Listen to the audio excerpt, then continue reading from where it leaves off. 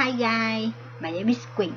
Today I like to share with you about power belief. Okay, always believe in yourself.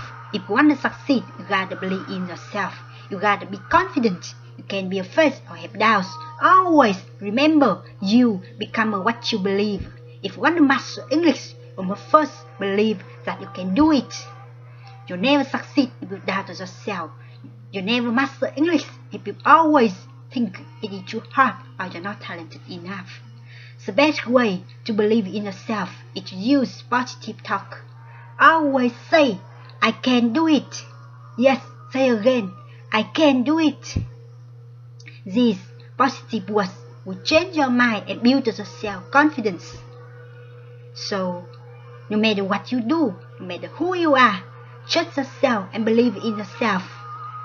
Always say, I can do it. You will succeed. Thank you.